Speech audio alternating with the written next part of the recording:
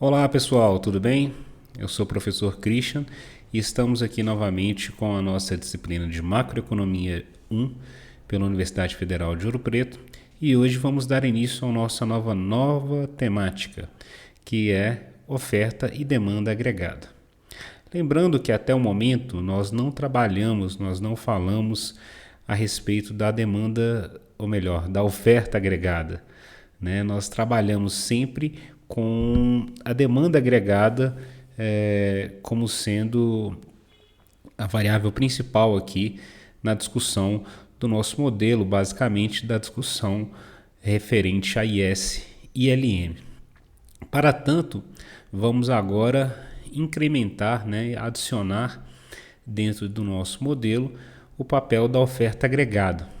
Lembrando que ela não foi adicionada e ela era basicamente considerada somente a demanda agregada, porque nós não trabalhamos em nenhum momento a inclusão dos níveis de preço. Não sei se vocês vão lembrar, mas lá no início da nossa disciplina falamos, uma das hipóteses era que os níveis de preços não afetariam a demanda agregada, ou seja, os níveis de preço eles não eram tão relevantes para que a gente pudesse entender e compreender melhor o nosso modelo. Então, a partir desse momento, vamos fazer a inclusão desse nível de preço, né? Os preços eram fixos e agora a gente vai incluir ele, justamente porque a inflação ela é uma variável de grande importância que terá participação aqui e explicação, né? E isso irá afetar os deslocamentos, a relação entre as respectivas curvas, ok? Dito isso, né, incluindo agora esses níveis de preço, como é apresentado aí no gráfico, a gente colocou aí a oferta agregada e a demanda agregada. Aí talvez vocês se perguntem, mas no nosso modelo antes a demanda agregada ela estava ascendente, tudo, mas antes a gente não considerava essa questão dos preços e não tinha presença direta da oferta agregada, né? Lembrando que como se trata de demanda, ela tem uma relação inversamente proporcional com os níveis de preço. Isso significa que quando há um aumento de preço, a demanda reduz. Da mesma forma, quando há uma redução dos preços, a demanda irá aumentar. O mesmo vale para a oferta, né? Nós vamos ver que a oferta agregada, sempre que nós temos preços maiores, as empresas, o mercado, ela tende a aumentar essa oferta, justamente porque ela quer mais lucro. Então, por isso, ela sempre tratará a esse respeito. Mas para dar início, vamos considerar agora que tenhamos um aumento da oferta agregada. Qual curva que a gente vai permitir ou que irá ser afetada dado essa variação da oferta monetária? O que vocês acham? Quando a gente fala de oferta agregada, né, ou melhor, desse modelo aqui, talvez vocês pensem, vai aumentar a oferta monetária, consequentemente a oferta agregada irá se deslocar. Não. Lembrando que a demanda agregada ela tem relação direta com quem? Com o ponto de equilíbrio entre a oferta, com um ponto de equilíbrio da curva IS e da curva LM, que vai ser justamente quem vai compor essa nossa curva de demanda agregada. Então, nesse caso, quando a gente aumenta a oferta agregada, ou melhor, aumenta a oferta monetária, consequentemente nós iríamos afetar a nossa demanda agregada. Feito isso, tendo uma expansão, um aumento, quem irá se deslocar nesse caso será a nossa demanda agregada. Então, com isso, nós vamos ter também, consequentemente, um aumento do nível de preço, dado que a oferta agregada ela é fixa. Com isso, nós temos aí, eu digo fixa porque ela é representada aqui por essa reta, ela não houve deslocamento. Então, há um movimento ao longo da curva de oferta agregada, ok? Então, nesse sentido, observem que a partir do momento que a curva de demanda agregada ela se desloca para a direita, nós temos tanto o aumento dos níveis de preço, como, consequentemente, também do nível de renda e do nível de produção da economia. Porém, outro fator importante a ser considerado se diz respeito à inclinação de ambas essas curvas, seja da oferta agregada, seja da demanda agregada. Por quê? Porque a inclinação delas irá influenciar, irá afetar a expansão, né? Ou seja, o tamanho do efeito que determinada política pode desempenhar nesse equilíbrio. Isso significa que o nível de preço ele pode ser maior ou ele pode ser menor, ou o nível de renda pode ser maior ou ele pode ser menor. Vejam a partir desse exemplo. Aqui nós temos do lado esquerdo aquela mesma ideia que apresentamos, né, considerando um aumento da oferta monetária, o que queria acontecer, né? A curva de demanda agregada se deslocaria para a direita, haveríamos aumento do nível de preço e aumento do nível de renda e produto.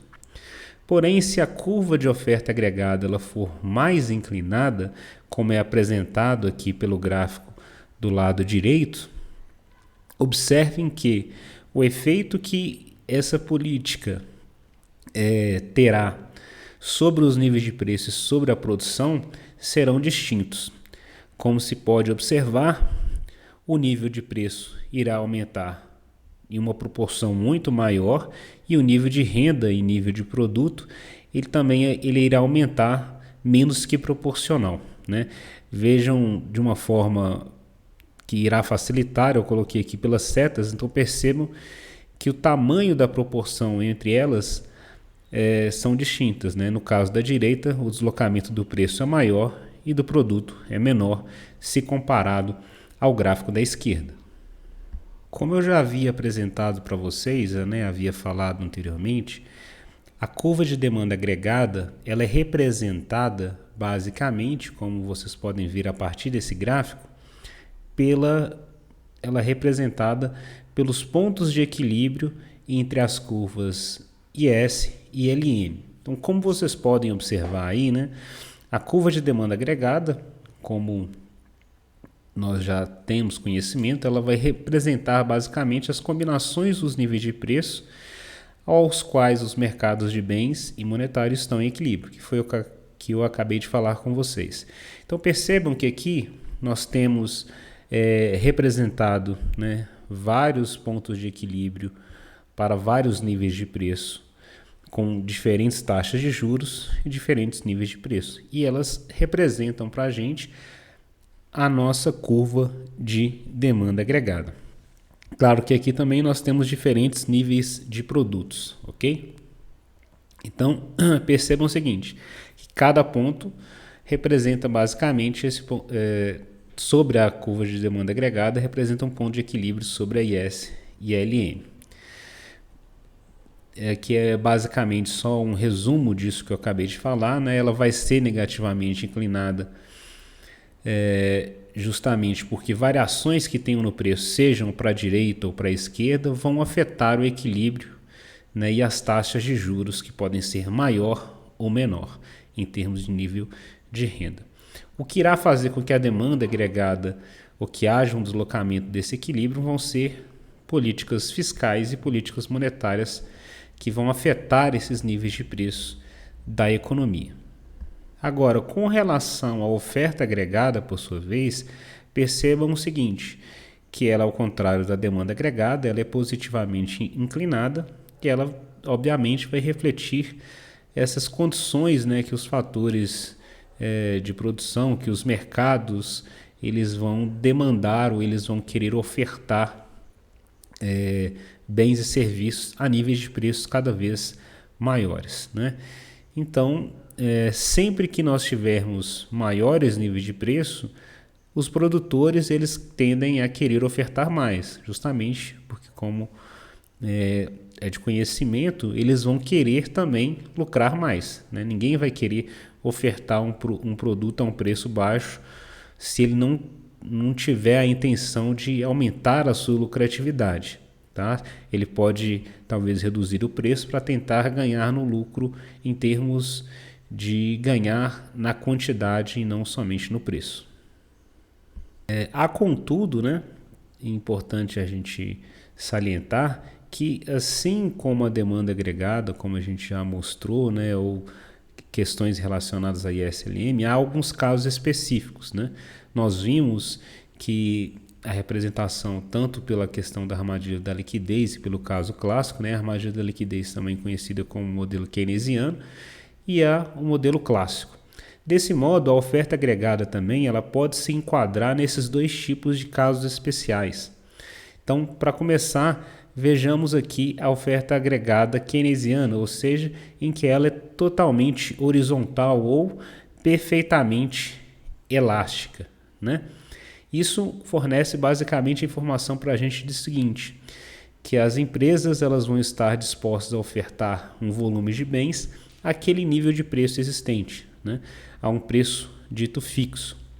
Se fôssemos considerar, né, aí um caso hipotético, seja devido a questões de aumento do nível de desemprego, alguma coisa nesse sentido dentro da economia, dada essa oferta agregada fixa, as empresas elas poderiam obter qualquer quantidade de fator trabalho sem alterar os seus custos médios, justamente por quê? Porque o preço está sendo fixo e a oferta de produto no mercado de bens ela também vai estar sendo fixa. O que vai estar variando aqui é basicamente essa demanda por esses fatores, né? Então, por isso que nós dissemos que os seus custos médios não vão se alterar, justamente porque o preço, né, a quantidade a ser ofertada, como é representado aí, ela é totalmente horizontal e constante. Já o outro caso, o caso da oferta agregada vertical, ou seja, a oferta agregada clássica, ela vai indicar basicamente o seguinte, em que o mesmo volume de bens ele pode ser ofertado a qualquer nível de preço, ou seja, qualquer preço ela poderá ser ofertada. A hipótese nesse caso é que o mercado de trabalho ele vai estar sempre em equilíbrio, porque você poderá ter pleno emprego. Qualquer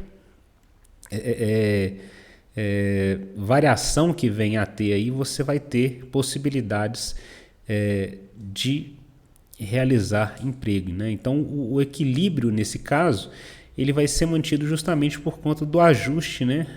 Aqui tem um errinho, um ajuste do salário nominal. Então a produção ela vai sempre se manter no nível de pleno emprego quando se diz que a oferta agregada ela é vertical. Assim, para a gente entender melhor, né, ou melhor agora representar, porque agora o nosso equilíbrio do nosso modelo ISLM, do nosso modelo base, ele vai considerar agora a variação dos níveis de preço. É importante a gente entender agora que vai haver uma mudança nas propriedades da demanda agregada, né, da curva de demanda agregada. Aqui é somente para fins de análise, né? Aqui parece aí que tem um monte de fórmula, mas a ideia aqui não é gerar, assustar vocês, mas aqui é basicamente para vocês entenderem, né? Aqui nós temos a representação da curva IS, a representação da curva LM, o equilíbrio entre essas duas curvas, e aqui é basicamente uma simplificação desse modelo. Agora, como nós estamos considerando aqui que a variável preço agora é relevante, então nós podemos escrever essa função de equilíbrio agora em termos de níveis de preço. Tá? É basicamente isso que a gente está fazendo. Só estamos convertendo e transformando essa equação, escrevendo ela para níveis de preço. Ok? Então aqui abaixo é só para mostrar para vocês o quê? Que agora essa curva de demanda agregada ela vai ser uma função também, a gente pode reescrevê-la em função dos níveis de preço. E esse nível de preço vai ser uma função basicamente de quem? Do nível de produto, do nível de estoque de moeda, da relação entre o gasto autônomo, o efeito multiplicador e os termos de sensibilidade ao investimento, à renda e às taxas de juros. Tá? Então isso também é importante ficar bem claro na cabeça de vocês, porque isso também irá influenciar e poderá facilitar o entendimento de como isso pode afetar a demanda agregada, né? no que tange a esses fatores aqui. Por quê? Porque isso pode influenciar na inclinação da curva de demanda agregada. E com isso, irá influenciar também na resposta que um certo tipo de política poderá incorrer na economia, ou seja, em termos de magnitude, se o efeito será maior ou menor, ou até mesmo nulo, dada esse tipo de política e dado também a sensibilidade em relação aos respectivos termos. Para tanto, percebam o seguinte, né, que então essa inclinação da curva de demanda agregada, ela pode ser afetada basicamente por alguns fatores, como eu apresentei aqui para vocês. Tá? Aqui no caso, gente, perdão, tá? É o termo B, tá? Em relação ao investimento e não H. Então, a curva de demanda agregada ela será menos inclinada, ou seja, ela tenderá a ficar mais na horizontal. Quanto menor for a sensibilidade juro da demanda por moeda, quanto maior a sensibilidade em relação ao investimento, quanto maior o multiplicador dos gastos e, consequentemente, menor a sensibilidade renda à demanda por moeda. Então, esses aqui são alguns fatores que irão influenciar, né, que irão afetar a nossa curva de demanda agregada. Então, só recordando que aqui então não é H, mas sim B, beleza? Que é o termo de sensibilidade de juros da demanda por investimento, né? Que irá influenciar essa inclinação. E para facilitar um pouco o entendimento, né, eu vou colocar aqui para vocês somente alguns gráficos, tá? Para representar e mostrar para vocês como que essas variáveis irão influenciar esse equilíbrio, né, da oferta agregada com a demanda agregada ou somente da IS, da LM, como isso será influenciado. Então vejam aqui para vocês terem uma ideia. Opa, só um minutinho. Agora sim, o vídeo estava cortando aqui a variável. Então perceba o seguinte, que quanto menor for o tempo de sensibilidade em relação aos juros ou menor o multiplicador, maior será a inclinação da curva LM, consequentemente maior será a variação da renda, dada a variação dos níveis de preço. Tá? Aqui, como vocês podem perceber, né, temos, deixa eu voltar aqui, temos 4 curvas, tá? Mas cada uma representando variações, seja pelo nível de preço, seja pelo nível de variação do termo de sensibilidade. Aqui é P1. Então, olha aqui, ó, H1P1, H1P2, H2P1, H2P2. Tá? Então, as linhas em vermelhos representam uma inclinação dada a variação, né, o tempo de sensibilidade em relação à taxa de juros e o nível de preço, e a outra curva, a em azul, representa um outro tipo de inclinação em relação a tanto ao termo H quanto em termo ao nível de preço. Da mesma forma, com isso, o que irá acontecer? Isso também irá influenciar na inclinação da curva de demanda agregada. O efeito que isso terá, né, consequentemente, aqui nós temos I1, e os efeitos que isso irão representar, como mostrado aqui, né, cada movimento disso a gente vai entender um pouco mais à frente. Por quê? Porque a gente vai incluir aqui relações de certos tipos de política, seja política monetária expansionista, política fiscal expansionista, e claro, nós vamos incorrer aqui conhecimentos relacionados ao efeito de deslocamento, que foi tema da nossa última aula. Então isso irá influenciar e irá facilitar um pouco o entendimento de vocês. Eu não vou entrar em detalhes agora, que aqui é só para vocês terem ideia o quanto que isso irá influenciar a inclinação da curva de demanda agregada, dada a variação desses termos. E depois a gente entra com mais detalhes para esclarecer sobre isso.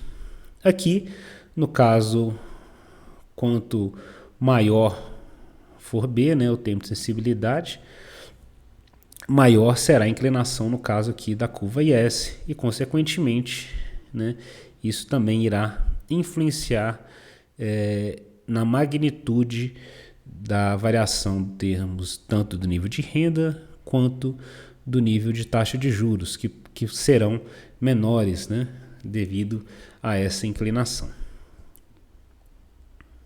Então agora vamos lá, né, vamos mostrar como se dará esses efeitos sobre a curva de demanda agregada e como ela será influenciada devido a certos tipos de políticas, como a política fiscal expansionista e até mesmo a política monetária. Começando aqui pela política fiscal, vamos ter a seguinte representação aí. Então percebam o seguinte, aqui nós temos o equilíbrio entre as curvas IS e LM, né? E aqui nós temos a representação da curva de demanda agregada, dado esse nível de gastos, né? O que irá ocorrer, né? Quando nós tratamos de uma política fiscal expansionista, lembrem-se sempre, política fiscal expansionista implica em deslocamento da curva da curva IS para a direita. Então, com isso, dado essa política fiscal expansionista, o primeiro movimento que teremos será desse deslocamento da curva IS para a direita. Com a curva IS deslocando, como já foi apresentado, percebam também que a curva de demanda agregada ela também irá se deslocar, porque houve uma mudança de equilíbrio, a curva se deslocou para a direita, consequentemente a demanda também irá aumentar, assim como o nível de renda e nível de produto. Percebam o seguinte, que o nível de preço nesse caso, ele não se alterou, tá? O nível de preço ele permaneceu inalterado, porque a oferta monetária que está sendo ofertada, né, nesse momento é representada somente por essa curva LM. Não houve alteração, sim um movimento ao longo da curva e um nível de taxa de juros maior, tá? Claro que se formos analisar mais detalhadamente, vamos perceber que aqui haverá um efeito deslocamento, que é basicamente, como já falamos, devido ao excesso de demanda por moeda, com isso, um aumento dos níveis de taxa de juros. Por quê? Porque pontos abaixo da curva LM, excesso de demanda por moeda. Uma forma de controlar isso é aumentando taxas de juros. Então, haverá um aumento da taxa de juros e, com isso, também haverá uma redução do nível de investimento. Então, percebam aqui, né, que é basicamente um resumo disso que eu acabei de falar, né? Então, a IS vai deslocar para a direita, vamos ter um aumento do nível de renda e também do nível de produto, tá? Então, é basicamente isso. Agora, nesse caso, os níveis de gastos, né, como apresentado aqui, o gasto inicial, será maior do que o segundo gasto. Ok? Agora, em se tratando de uma política monetária expansionista, o que irá ocorrer, né? Quando nós tratamos aqui de uma política monetária expansionista, obviamente que teremos um aumento da oferta monetária e, com isso, também teremos um deslocamento da curva LM, né? Como é expansionista, ela sempre será para a direita e para baixo. Então, a curva LM irá se deslocar para baixo, né? Para a direita aqui, e com isso teremos reduções de taxas de juros. Haverá também um novo ponto de equilíbrio entre essas curvas e, consequentemente, também uma nova curva de demanda agregada, dado esse novo equilíbrio. Vejamos. Então, a curva de demanda agregada ela também se deslocará para a direita, tá? Assim como a curva LM. Esse novo nível de preço aqui é somente para representar e mostrar para vocês o seguinte, que com o aumento do nível de preço, né, essa diferença aqui de preço com o tamanho da expansão dessa oferta monetária, ela será muito maior, né? E obviamente que ela não irá retomar aqui. Por quê? Porque teremos, consequentemente, aumentos de taxas de juros. Novamente, iríamos realizar ter um nível de preço maior, o que não seria tão desejável. Então aqui percebam o seguinte, né? Então aumento do estoque vai deslocar a LM para a direita, as taxas de juros caem, vamos ter um aumento do nível de renda e da mesma forma a curva de demanda agregada. Só percebam, só para voltar aqui um pouco, que esse nível de preço aqui ele é maior do que o inicial. Porém, ele representa basicamente o mesmo nível de expansão monetária que teve. Então, nesse ponto aqui, o tamanho, a quantidade de encaixes reais que a gente vai ter monetária será o mesmo que no caso inicial da taxa de juros inicial e do primeiro preço. É basicamente isso, só para esclarecer aqui um pouco melhor a esse respeito. Agora, vejamos o seguinte, vejamos a representação, vamos incluir aqui agora a nossa oferta agregada, antes não incluímos elas para explicar esses efeitos desses deslocamentos, então vamos apresentá-la aqui com esses dois casos específicos, o caso keynesiano, em que a oferta agregada ela é perfeitamente elástica, horizontal, e o caso clássico. Percebam então o seguinte, vamos considerar aqui novamente um tipo de política fiscal expansionista, ok? O que irá ocorrer? Basicamente, nós já sabemos que a curva IS irá se deslocar para a direita, consequentemente, o nível de renda, o nível de produto irão aumentar. Porém, o preço não vai se alterar, justamente por quê? Porque a oferta agregada é fixa nesse nível de preço, tá? Então, não haverá alteração dos níveis de preço, mesmo com o aumento das taxas de juros. Então, percebam que há um aumento da oferta é perfeitamente elástica, vai haver um aumento dos gastos ou via corte de imposto, a curva de demanda agregada e a curva IS. A curva IS e a curva de demanda agregada, elas irão se deslocar para a direita. No caso da IS, vamos ter um aumento da taxa de juros. Porém, no caso do equilíbrio entre oferta e demanda agregada, vocês podem perceber que ela não vai se alterar, não irá influenciar no nível de preço, porque a oferta agregada é fixa, né?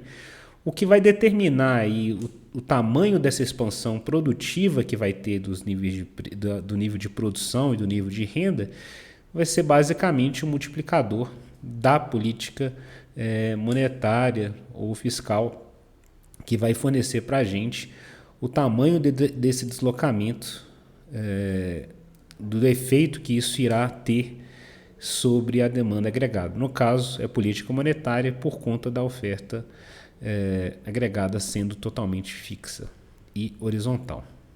Agora, analisando o caso clássico, em que a curva de oferta ela é perfeitamente elástica, nós iremos perceber aqui que teremos uma série de movimentos. Tá? Inicialmente, a nossa curva IS iria se deslocar para a direita, né? E, consequentemente, a nossa curva de demanda agregada também iria se deslocar para a direita, né? Essa expansão irá fazer, né, dessa política fiscal expansionista, irá fazer com que a nossa curva IS desloque para a direita, né? Desloque para a direita, teremos aumento de juros e um novo ponto de equilíbrio aqui representado por L', tanto na curva no modelo de demanda agregada quanto no de oferta agregada. Mas percebam o seguinte, que nesse caso, onde está a curva de oferta agregada? Ela está aqui à esquerda desse ponto L'. E isso está onde, né? Ela estaria basicamente, se pegarmos aqui, ó, esse trecho aqui, a gente teria aqui uma outra curva, um outro ponto, né? O que ocorre para ele ir para esse ponto, que a gente chama de efeito deslocamento? Como ela está à direita da curva de oferta agregada e está abaixo da curva LM, nós começamos a ter o quê? Um excesso de demanda por moeda. E nós precisamos retomar quem? O nível de equilíbrio também entre a demanda agregada e a oferta agregada. Com isso, né, se nós pegarmos aqui, né, essa diferença que que vai ter aqui, daqui até aqui, né? Ou melhor, essa diferença que nós temos aqui, ó, nesse ponto, é o que a gente está chamando de efeito deslocamento devido a esse excesso de demanda por moeda, tá? Então, o que irá ocorrer? O que a gente precisa fazer para compensar esse excesso aqui? Precisaremos mexer na oferta monetária, né? Nos encaixes reais. Os encaixes reais aqui não estão batendo com os que são necessários aqui, tá? Então, para isso, vai ser preciso um movimento de quem? Da nossa curva LM, né? Vai ter que haver um ajustamento, uma acomodação do nosso modelo. Então, com isso, a nossa curva LM ela vai se deslocar para onde? Para a esquerda. Então, percebam o seguinte, que agora a curva LM ela vai se deslocar para a esquerda, como é representado aqui para vocês com essas setinhas amarelas. Por quê? Porque a oferta agregada ela é fixa e vertical, né? E nesse ponto agora, dado esse aumento, esse deslocamento da curva de demanda agregada, né, que aqui é DAG2, nós teríamos basicamente o que? Nós teríamos agora um nível de taxa de juros maior, né, que está sendo compensado, né, as empresas a esse nível inicial elas não estariam dispostas a ofertar aquele nível de preço.